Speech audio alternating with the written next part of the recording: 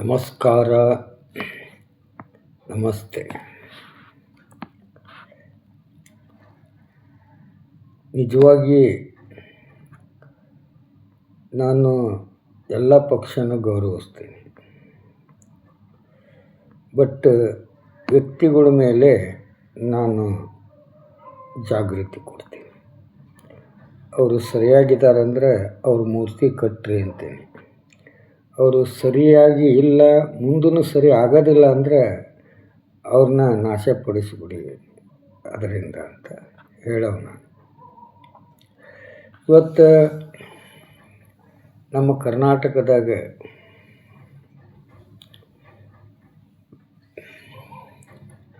ಕೃಷ್ಣ ಬೈರೇಗೌಡರು ಕರ್ನಾಟಕ ಸರ್ಕಾರ ಬೆಂಗಳೂರು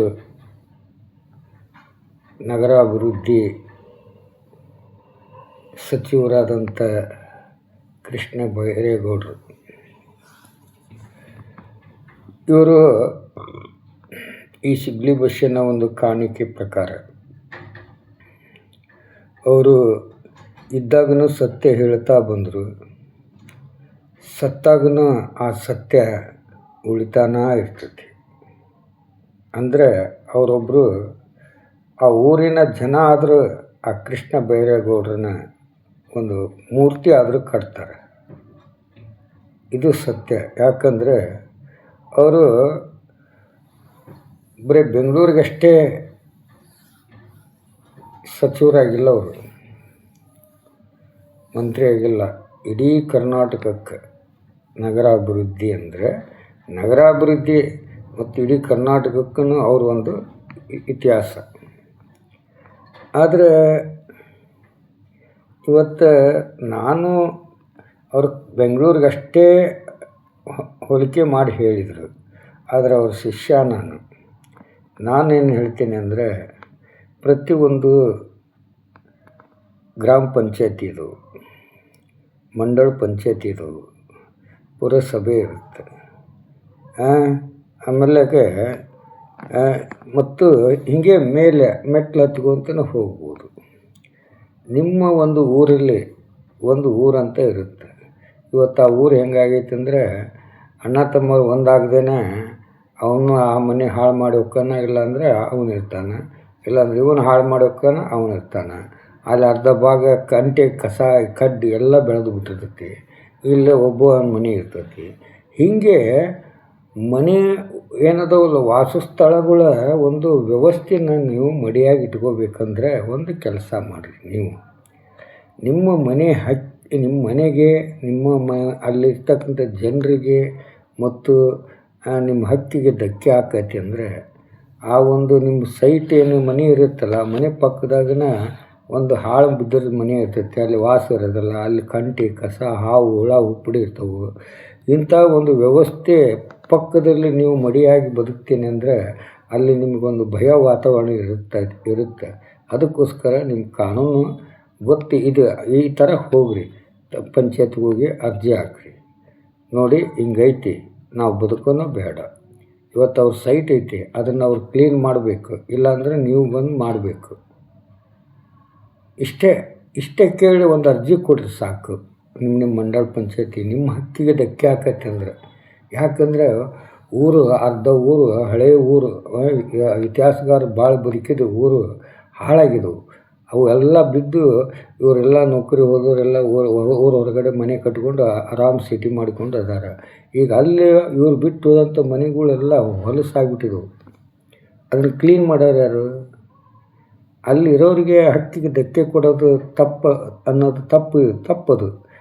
ತಪ್ಪಾಗಬಾರ್ದಂದ್ರೆ ನೀವು ಅರ್ಜಿ ಕೊಡಿ, ಒಳ್ಳೆಯದಾಗುತ್ತೆ. ಇದು ಕೃಷ್ಣ ಬೈರೇಗೌಡರ ಅವರು ಇದೇ ಹೇಳ್ತಾರೆ. ಅವ್ರ ಮಾತು ಯಾವತ್ತು ಸತ್ಯ. ಅಂಥವ್ರ ಸಚಿವರಿಗೆ ನಾನು ಸಲ್ಯೂಟ್ ಹೊಡ್ತೀನಿ, ಮೂರ್ತಿನ ಕಟ್ತೀನಿ. ಯಾಕಂದರೆ ಸರ್ಕಾರದಲ್ಲಿ ನಾನು ವ್ಯಕ್ತಿಗಳ ಮೇಲೆ ಅವಲೋಕನ ಮಾಡಿ ಅವ್ರನ್ನ ಹೊಗಳಬೇಕು, ಬಿಡಬೇಕು. ನನ್ನ ಇದರಲ್ಲಿ ನಮ್ಮ ಹೂವಿನಡಗಲಿ ತಾಲೂಕು MP ಪ್ರಕಾಶ್ ಅವರು ಚಿನ್ನ ಇದ್ದಂಗೆ ನಮಗೆ. ಅದೇ ಬಂಗಾರಪ್ಪನವರು ಅವರು ನನಗೆ ಚಿನ್ನಿದ್ದಂಗೆ. ಬಳ್ಳಾರಿ ಜೈಲಿನಾಗ ಬಂದಾಗ ಸಿಗ್ಲಿ ಬಸ್ಸನ್ನು ಹಾಡು ಕೇಳಿದ್ದಾರೆ. ಕಾನೂನು ಸಚಿವರಿದ್ದರು ಅವರು. ಅಂಥ ಟೈಮ್ನಲ್ಲಿ ಇತಿಹಾಸ ಬೇಕಾದಷ್ಟು ಕೈದಿಗಳನ್ನ ಬಿಡುಗಡೆ ಮಾಡಲಿಕ್ಕೆ ದಾರಿ ತೋರಿಸ್ತವ್ರು. ಹೀಗೆಲ್ಲ ನಾವು ಒಳ್ಳೆಯ ಸರ್ಕಾರನ ಸಿದ್ದರಾಮಯ್ಯನಂತವ್ರು, ಸಂತೋಷ್ ಲಾಡ್ ಅವ್ರು ಕನ್ನಡ ಬರೋಂಗಿಲ್ಲ, ಅವ್ರು ಮರಾಠಿ ಜಾಸ್ತಿ ಕಲ್ತಿದ್ರಿಂದ ಕನ್ನಡ ಓದಿದ್ರು ಅವ್ರ ಮಾತುಗಳು ಕೇಳು, ಅವ್ರು ಮಾಡಿದಂಥ ತ್ಯಾಗ ನೋಡು. ಸುಮ್ಮನೆ ಒಂದು ಒಬ್ಬ ವ್ಯಕ್ತಿನ ಗೆಲ್ಲಿಸ್ಬೇಕಂತಂದು ಒಳ್ಳೆಯವ್ರನ್ನ ಕೆಟ್ಟವ್ರಾಗಿ ಜನರಿಗೆ ಹಂಚ್ಕೋಬೇಡ್ರಿ. ಆದರೆ ಅವ್ರ ಚೂತ್ಯಗಳಾಗಲ್ಲ, ಜನರು ನೀವೇ ಚೂತೆ ಹಾಕ್ತೀರಿ. ಅದಕ್ಕೋಸ್ಕರ ಸಂತೋಷ್ ಲಾಡ್ ಅವರು ಛತ್ರಪತಿ ಶಿವಾಜಿ ಮಹಾರಾಜ್ ಇದ್ದಂಗೆ, ಬಸವರಾಜ ಯತ್ನಾಳಲ್ಲ. ಅವನು ಹುಚ್ಚವನು ಅವನು ಎರಡು ಕಡೆಯೂ ಫೇಲ್ ಹಾಕಾನ. ಅವನ 150 ಸೀಟ್ ಗೆಲ್ಲೋಕ್ಕೂ ಆಗಲ್ಲ, ಪಕ್ಷ ಕಟ್ಟೋಕ್ಕಾಗಲ್ಲ, BJPಗೆ ಹೋಗಿ ಅಲ್ಲಿ ಮುಖ್ಯಮಂತ್ರಿ ಆಗೋದೂ ಇಲ್ಲ. ಇದು ಸತ್ಯ. ಸಿಗ್ಲಿ ಬಸ್ಸಿನ ಕಾಣಿಕೆಯಲ್ಲಿ ಯಾವ ಫೇಲ್ ಆಗಲ್ಲ. ಅವನು ಹೆಂಗೆ ಯಾರು ಒಂದು ಮುತಾರಿಕರವರು ಸೋತರು. ಆಮೇಲೆ ಯಾರು ನಮ್ಮ ಇವರು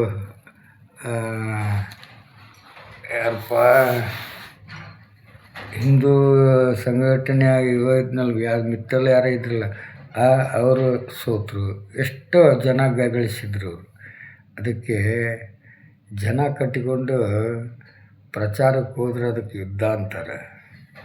ಅದೇ ಸಿಗ್ಲಿ ಬಸ್ಸನ್ನಂಗೆ ಕನ್ನಡ ಧ್ವಜ ಹಿಡ್ಕೊಂಡು ಕೃಷ್ಣ ಬೈರೇಗೌಡ್ರಂಗೆ ರೋಡ್ನಲ್ಲಿ ನಿಂತ್ಕೊಂಡು ಯಾರಿಗೂ ಭಯ ಪಡ್ದಂಗೆ ನೀವು ಲಾಸ್ ಆಗಬೇಡ್ರಿ, ನಮಗೆ ತಿನ್ನಕ್ಕೆ ಕೊಡಬೇಡ್ರಿ ಅನ್ನೋಂಥ ಭಾಷಣ ಮಾಡ್ತಾರಲ್ಲ, ಅದು ಗ್ರೇಟ್ ಅನ್ರಿ. ಅಂಥ ವ್ಯಕ್ತಿ ಬೇಕು, ಸಿಗೋದು ಅಪರೂಪ. ನಮ್ಮ ಕರ್ನಾಟಕದ ಸ್ವತಂತ್ರ ಸಿಕ್ಕಿ ಇಲ್ಲಿವರೆಗೂ 2 ಮಂದಿ 5 ವರ್ಷ ಉತ್ತಮ ಆಡಳಿತ ಕೊಟ್ಟವರು. ಒಂದು ದೇವರಾಜ ಅರಸರವರು, 2ನೇದು ಸಿದ್ದರಾಮಯ್ಯವರು. ನೋಡಿ, ದಾಖಲೆಗಳು ಮುರಿಬೇಕು. ಯಾಕಂದರೆ ಮುರಿಯಂಥವ್ರು ಈಗ ನೋಡಿ, ವಿರಾಟ್ ಕೊಹ್ಲಿ ದಾಖಲೆ ಮುರಿಯೋಕೆ ಒಬ್ಬ ಹುಟ್ಕೊಂಡ. ನಾಳೆ ದರ್ಶನ್ ಅವ್ರ ದಾಖಲೆ ಮುರಿಬೇಕಂತಂದು ಅವನ ಮಗನಿಗೂ ಆಸೆ ಇರ್ತೈತಿ. ಅವನ ಮಗ ಹುಟ್ಕೊಂಡ. ಎಲ್ಲವೂ ನನ್ನ ಇತಿಹಾಸ, ಅವನ್ನೆಲ್ಲ ತಿಳ್ಕೋಬೇಕು.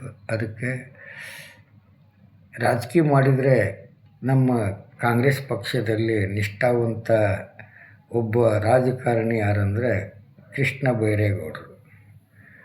ಅವರು ಹೈಟು ವೇಟು, ಅವರಿಗೆ ನಾನು ಇವತ್ತು ಅವ್ರ ಮಾತುಗಳು ಕೇಳ್ಬೇಕಂದ್ರೆ ತುಂಬ ಇಷ್ಟ. ಸಂತೋಷ್ ಲಾಡ್ರು ಅವ್ರ ಮಾತು ಕೇಳಬೇಕಂದ್ರೆ ನಂಗೆ ತುಂಬ ಇಷ್ಟ.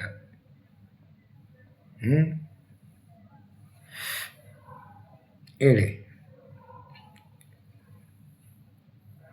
ಇವತ್ತು ಸತೀಶ್ ಜಾರಕಿಹೊಳಿ ಅವರು ಮಾತು ಕಮ್ಮಿ, ಆದರೆ ಅದರಲ್ಲಿ ಅರಿವು ಜಾಸ್ತಿ ಇರುತ್ತೆ. ಒಂದು ಮಾತಾಡಿದರೆ ಅದರಲ್ಲಿ 100 ಅರ್ಥ ಮಾಡ್ಕೋಬೋದು ಮನುಷ್ಯ. ಅವರು ವಿಚಾರ ಮಾಡಿ ಉತ್ತರ ಕೊಡ್ತಾರೆ. ಅದಕ್ಕೆ ಅವರು ಯಾವ ರೀತಿ ಯಾಕೆ ಹೋರಾಟ ಮಾಡಬೇಕು? ನಮ್ಮ ಮಂತ್ರಿ ಬಂದ ನಾವು ಹೇಳ್ತೀವಲ್ಲ, ಈ ಥರ ಹೋರಾಟ ಮಾಡಿದ್ರೆ ಅವ್ರು ನಮ್ಗಿಂತ ಡಂಬರಾಟ ಮಾಡ್ತಾರೆ. ಆಗ್ತಾವಲ್ಲ, ನೋಡ್ತಿಲ್ಲ ವಿಜಯೇಂದ್ರದ್ದು ಕುಮಾರಸ್ವಾಮಿ ಪಕ್ಷಗಳು ಹೆಂಗೆ ಆಟ ಆಡಕತ್ತೆ. ವಿರೋಧ ಪಕ್ಷದವರು ಸರಿಯಾಗಿ ವಿರೋಧ ಮಾಡಿ ಕಂಡುಹಿಡೀರಿ. ಒಳ್ಳೆಯದನ್ನು ಕಾಂಗ್ರೆಸ್ ಸರ್ಕಾರ ಮಾಡಿದ್ರೆ ಅದನ್ನು ಎಲ್ಲರೂ ಸೇರಿಕೊಂಡು ಒಂದು ಸರ್ಕಾರ ಜನರಿಗೆ ಅರಿವು ಕೊಡ್ರಿ.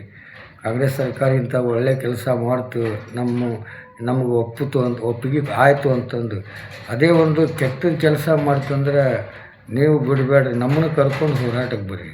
ಆಧಾರ ಇಟ್ಕೊಂಡು ಸುಮ್ಮನೆ ಬೈಯೋದು, ನಿಮ್ಮ ತಿಂಡಿ ಮಾಡ್ಕೊಳ್ಳೋಕ್ಕೋಸ್ಕರ ಇವತ್ತು ಸರ್ಕಾರ ಮಾಡ್ಕೊಂಡ್ರಿ ನೀವು. ನನ್ನ ಮಕ್ಕಳು,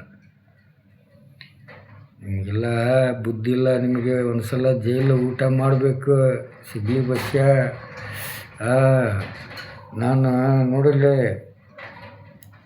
88ರಾಗ ಸಾಹೇಬನ ಕೊಲೆ ಮಾಡಿ ಜೈಲಿಗೆ ಹೆಂಗೆ ಹೋದ್ನಲ್ಲ, ಹಂಗೆ 88ನೇ ಇಸ್ವಿಯಾಗ ಈ ಸಿಗ್ಲಿ ಬಸ್ಸ 13 ಕೇಸ್ ಹಾಕಿಸಿಕೊಂಡು ಆ 13 ಕೇಸನ್ನ ನಾನು ಕೋರ್ಟ್ನಲ್ಲಿ ಒಪ್ಪಿಕೊಂಡು ಆಮೇಲಾಗ ಸೆಷನ್ ಕೋರ್ಟ್ನಾಗ ಅಲ್ಲಿ ಅರ್ಜಿ ಬರೆದು ಅಪೀಲ್ ಹಾಕಿದಾಗ ಅದೇ ಕೋರ್ಟಿಗೆ ಮತ್ತೆ ವಿಚಾರಣೆ ನಡೆಸೋಕೆ ಸೆಷನ್ ಕೋರ್ಟ್ ಕೊಡ್ತು ನನಗೆ. ಅರ್ಥ ತಿಳ್ಕೋಬೇಕು. ಸಿಗಲಿ ಬಸ್ಯ ಹಾಗೆ ಯಾಕೆ ಬಸ್ಯ ನೀನು ಇಲ್ಲೇ ಮತ್ತೆ ನಡೆಸ್ಕೊಂಡು ಹೋಗಿದ್ರೆ ನೀವು ಯಾಕೆ ಒಪ್ಪಿಕೊಂಡು ಆಮೇಲೆ ಒಪ್ಪಿಕೊಂಡಿದ್ದಾಗ ನೀನು ಯಾಕೆ ಸೆಷನ್ ಕೋರ್ಟ್ಗೆ ಅಪೀಲ್ ಹಾಕಿದ್ದು? ಆ ಸೆಷನ್ ಕೋರ್ಟ್ ಜಡ್ಜ್ ಮತ್ತು ಇದೇ ಕೋರ್ಟಿಗಿನ JMFC ಕೋರ್ಟ್ನಲ್ಲೇ ಇವನ ಕೇಸು ಟ್ರಯಲ್ ಆಗಲಿ ಅಂದ್ಬಿಟ್ಟು ಆದೇಶ ಮಾಡ್ಯಾರ. ನಡೀರಿ ತೀರ್ಪು ಮಾಡಿರಿ ಒಂದು ಅಂತಂದು. ನೋಡು ತಲೆ ಹೆಂಗೈತೆ ಸಿಗಲಿ ಬಸ್ಸಂದು. ತಲೆ ಬೇಕು, ಅನುಭವ ಬೇಕು. ವಿದ್ಯೆ ಅಲ್ಪ ಇದ್ರೂ ಅನುಭವ ಜಾಸ್ತಿ ಬೇಕು, ಇಲ್ಲ ಅಂದ್ರೆ ವಿದ್ಯೆ ಜಾಸ್ತಿ ಇರಬೇಕು. ಅನುಭವ ಕಮ್ಮಿ ಇದ್ರೂ ನಡೀತೈತಿ. ಆದರೆ ನಿಯತ್ತಾಗಿ ರಾಜಕೀಯ ಮಾಡಬೇಕು. ನಮ್ಮ ಕೃಷ್ಣ ಬೈರೇಗೌಡರಂಗೆ ಆಗಲಿ, ನಮ್ಮ ಕೆಂಪೇಗೌಡರ ಇತಿಹಾಸದ ಮಗ ಆಗಲಿ.